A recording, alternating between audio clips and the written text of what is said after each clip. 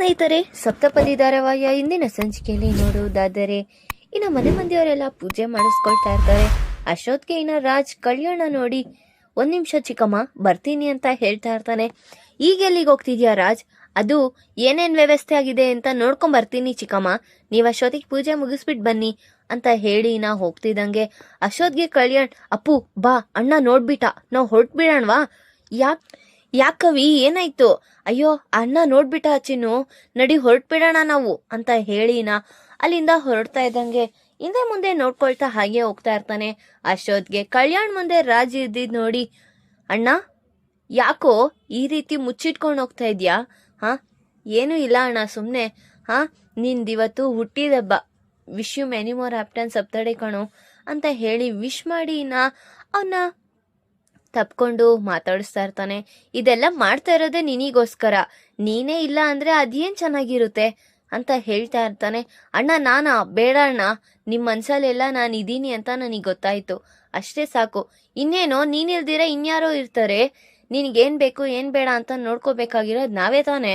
ಆಯ್ತು ಅಣ್ಣ ಸರಿ, ನಾವು ಹೊರಡ್ತೀವಿ ಅಂತ ಹೇಳ್ತಿದ್ದಂಗೆ ಅಪ್ಪು ನೀನಾದ್ರೂ ಹೇಳು, ಅವನಿಗೂ ಸಹ ಅಲ್ಲಿ ಬಂದು ಪಾರ್ಟಿಸಿಪೇಟ್ ಮಾಡೋದಿಕ್ಕೆ ಅಂತ ಹೇಳ್ತಾ ಇರ್ತಾರೆ.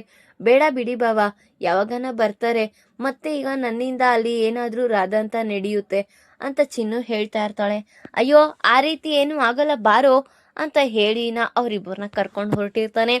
ಇನ್ ಈ ಕಡೆ ನೋಡಿದ್ರೆ ಕಾವ್ಯ ಮತ್ತೆ ಅವ್ರತ್ತೆ ಇಬ್ರು ಸೇರಿ ಅಡ್ಗೆ ಮಾಡ್ತಾ ಇರ್ತಾರೆ ಅಂತ ಅವಳು ಕೆಮ್ತಾ ಇರ್ತಾಳೆ. ಅಯ್ಯೋ ಅತ್ತೆ ಏನಾಯ್ತು? ಅದಕ್ಕೇನೆ ಹೇಳಿದ್ದು ನೀವ್ ಅಡ್ಗೆ ಮಾಡೋದ್ ಬೇಡ, ನಾನ್ ಮಾಡ್ಕೋತೀನಿ ಅಂತ. ಅಯ್ಯೋ ಈಗ ಏನಾಯ್ತು? ಈ ಒಗ್ಗರಣೆ ಹಾಕಿದ್ರೆ ಘಾಟ್ ಬರ್ದೇರ ಇರುತ್ತಾ?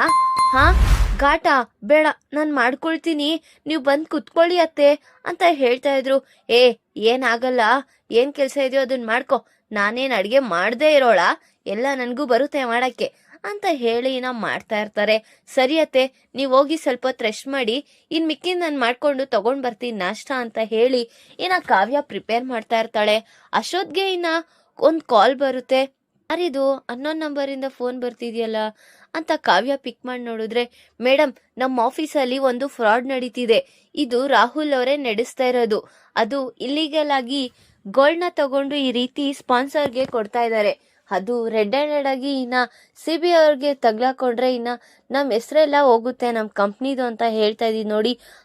ನೀವೇ ಅಂತಕ್ ನನಗೆ ಕಾಲ್ ಮಾಡಿದೀರಾ? ನೀವು ರಾಜ್ ಅವ್ರಿಗೆ ಕಾಲ್ ಮಾಡಿ ತಿಳಿಸ್ಬೋದಲ್ಲ. ಅಯ್ಯೋ ಮೇಡಮ್ ನಾನು ಕಾಲ್ ಮಾಡ್ತಾನೆ ಇದ್ದೀನಿ ಸರ್, ಕಾಲ್ ಪಿಕ್ ಮಾಡ್ತಾ ಇಲ್ಲ ಅಂತ ಹೇಳ್ತಾ ಇರ್ತಾನೆ.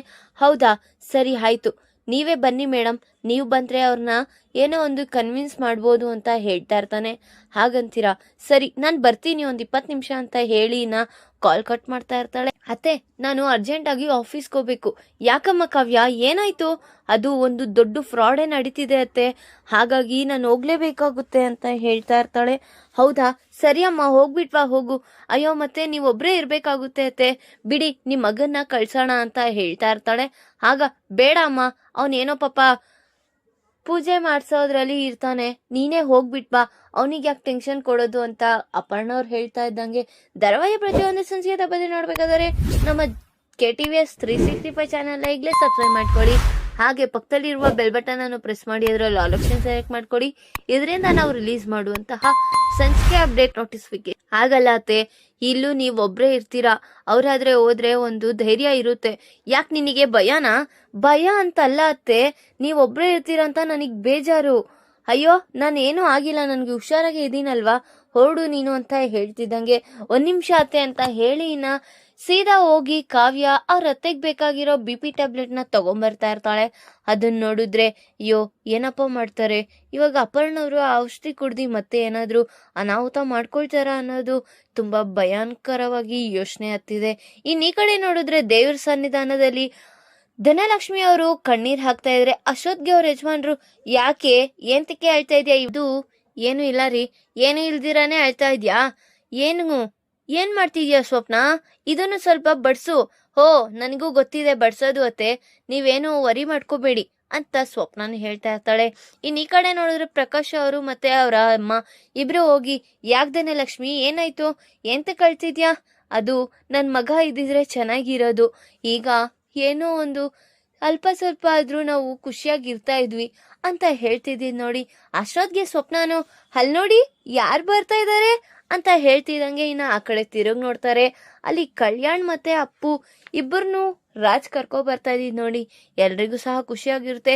ಇನ್ ಈ ಕಡೆ ನೋಡಿದ್ರೆ ನಾಗವೇಣಿ ಮತ್ತೆ ರಾಹುಲ್, ಏನ್ ಮಾಮ್ ಕಲ್ಯಾಣ್ನ ಕರ್ಕೊಂಡ್ ಬರ್ತಾ ಇದ್ದಾನೆ ರಾಜ್, ಇಲ್ಲೇನಾದ್ರೂ ಅನಾಹುತ ಆಗುತ್ತಾ, ಇವರೆಲ್ಲ ಒಂದಾಗ್ತಾರೆ ಅನ್ನಿಸ್ತಿದೆ, ಅಯ್ಯೋ ಬಿಟ್ಟಾಕೋ, ಇದೆಲ್ಲ ಒಂದು ಜುಜುಬಿ ಸಮಾನ ಕಣೋ, ಅಲ್ಲಿ ಆಲ್ರೆಡಿ ಒಂದು ಮಾಸ್ಟರ್ ಪ್ಲಾನ್ ಹಾಕ್ಬಿಟ್ಟು ಬಂದಿದೀವಿ ತಾನೆ, ಅದ್ರ ಮುಂದೆ ಇವೆಲ್ಲ ಏನು ನಡೆಯಲ್ಲ ಬಿಡು ಅಂತ ನಾಗವೇಣಿ ಹೇಳ್ತಾ ಇರ್ತಾಳೆ. ಇನ್ ಈ ಕಡೆ ನೋಡಿದ್ರೆ ಮನೆ ಮಂದಿಯವರೆಲ್ಲರೂ ಸಹ ಕಲ್ಯಾಣ್ ಬಂದಿದ್ ನೋಡಿ ಖುಷಿ ಪಟ್ಟಿ. ಇನ್ನ ಕಲ್ಯಾಣ್ ಸಹ ಅವ್ರ ಅಜ್ಜಿ ತಾತ ಅವ್ರ ಹತ್ರ ಎಲ್ಲ ಆಶೀರ್ವಾದ ತಗೊಳ್ತಾ ಇರ್ತಾನೆ. ಕರೀದೇ ಇರೋ ಊಟದ ಹಬ್ಬಕ್ಕೂ ಬರ್ತಾರಪ್ಪ, ಎಂತ ಜನಗಳಿದಾರೋ, ಅಷ್ಟಕ್ಕೂ ಊಟಕ್ಕೆ ಅವಸ್ಥೆ ಇರಲ್ವಲ್ಲ, ಹೇಗೋ ಇಲ್ಲಿ ಅನ್ನದಾನ ಮಾಡ್ತಿದ್ದಾರೆ ಅಂತ ಗೊತ್ತಾಗಿ ಇಲ್ಲಿಗ್ ಬಂದಿದ್ದಾರೆ ಅಂತ ಅನ್ನಿಸ್ತಿದೆ. ಹ ಏನೋ ಮಾಡ್ಕೊಂಡು ಹೋಗ್ರಿ ಅಂತ ಧನಲಕ್ಷ್ಮಿ ಮತ್ತೆ ವ್ಯಂಗ್ಯವಾಗಿ ಮಾತಾಡ್ತಾ ಇರ್ತಾರೆ. ಅಷ್ಟಕ್ಕೂ ಇವ್ರನ್ನ ಕರ್ದಿದ್ದು ಯಾರು ರಾಜ್? ನಾನೇ ಚಿಕ್ಕಮ್ಮ, ನೀನ್ ಯಾಕೆ ಕರ್ದೆ? ಯಾಕೆ ಅವ್ರಿಗೆ ಊಟಕ್ಕೂ ಗತಿ ಇಲ್ವಂತೇನು, ಅದಕ್ಕೆ ಇಲ್ಲಿಗ್ ಬಂದಿದಾರಾ? ಹೇಗೋ ಇವಾಗ ನಾವು ಅನ್ನದಾನ ಮಾಡ್ತಾ ಇದೀವಿ ಅಂತ ಗೊತ್ತಾಗಿದ್ಯಲ್ಲ ಅವ್ರಿಗೆ, ಇಲ್ಲೇ 3 ಹೊತ್ತು ತಿನ್ಕೊಂಡ್ ಬಿದ್ದಿರೋಣ ಅಂತ ಬಂದಿದಾರಾ ಅಂತ ಧನಲಕ್ಷ್ಮಿ ಹೇಳ್ತಾ ಇದ್ದೀದ್ ನೋಡಿ. ಈ ಕಡೆ ಅಪ್ಪುಗೂ ಮತ್ತು ಕಲ್ಯಾಣ್ಗೆ ಇಬ್ಬರಿಗೂ ಸಹ ತುಂಬಾ ಬೇಜಾರಾಗ್ತಾ ಇರುತ್ತೆ. ನಿನಗೆ ಹಲ್ಗಳು ಹೇಗ್ ಉದುರಿಸ್ತೀನಿ ಗೊತ್ತಾ ಧನಲಕ್ಷ್ಮಿ? ಯಾಕಣ್ಣ, ಅತ್ತೆ ಇರೋದನ್ನೇ ತಾನೇ, ಅತ್ಗೆ ಇರೋದನ್ನೇ ತಾನೇ ಹೇಳ್ತಾ ಇರೋದು, ಇಲ್ಲಿ 32 ಅಲ್ಲ 64 ಕಲ್ಲುನು ಹೇಗ್ ಉದುರಿಸ್ತೀನಿ ಅಂದ್ರೆ ಅಂತ ಪ್ರಕಾಶ್ ಅವರು ಇನ್ನ ಧನಲಕ್ಷ್ಮಿ ಅವ್ರ ಹತ್ರ ಜಗಳ ಆಡ್ತಾ ಇರ್ತಾರೆ. ಇನ್ನ ಕಾವ್ಯನ್ಗೆ ಇನ್ನ ರಾಹುಲ್ ವರದಿ ಒಪ್ಸಿರೋ ಅವನು ಫೋನ್ ಮಾಡಿ ಇನ್ನ ಕಾವ್ಯನ ಕರ್ಸಿದಾನೆ. ಈ ಕಡೆ ಇನ್ನ ಅಪರ್ಣ ಅವರು ಒಬ್ರೇ ಇದಾರೆ. ಈಗ BP ಟ್ಯಾಬ್ಲೆಟ್ ಹಾಕೊಂಡು ಮತ್ತೆ ಅವ್ರಿಗೆ ಏನಾದ್ರೂ ಅನಾಹುತ ಆಗುತ್ತಾ? ಈ ಕಡೆ ನಾಗವೇಣಿ ಮತ್ತೆ ರಾಹುಲ್ ಅನ್ಕೊಂಡಂಗೆ ಅವ್ರ ಮಾಸ್ಟರ್ ಪ್ಲಾನ್ ಸಕ್ಸಸ್ ಆಗುತ್ತಾ? ಮತ್ತೆ ಇದರಿಂದ ಕಾವ್ಯನೇ ಇದ್ದಾಳೆ ಅಂತ ಇನ್ನ ರಾಜ್ಗೆ ಇದಕ್ಕೆ ಕಾರಣ ಕಾವ್ಯ ಅನ್ನೋ ವ್ಯವಸ್ಥೆ ಅವನಿಗೆ ತಿಳಿದಿ ಮತ್ತೆ ಕಾವ್ಯನ ದೂರ ಇಡ್ತಾನ. ನಾನು ಮುಂದಿನ ಭಾಗದಲ್ಲಿ ತಿಳಿಸ್ಕೊಡ್ತೀನಿ. ಈ ವಿಡಿಯೋ ಲೈಕ್ ಮಾಡಿ, ನಿಮ್ಮ ಫ್ರೆಂಡ್ಸ್ ಹಾಗೆ ನಿಮ್ಮ ರಿಲೇಟಿವ್ಸ್ಗೂ ಶೇರ್ ಮಾಡಿ, ಕಮೆಂಟ್ ಮಾಡಿ. Thanks for watching.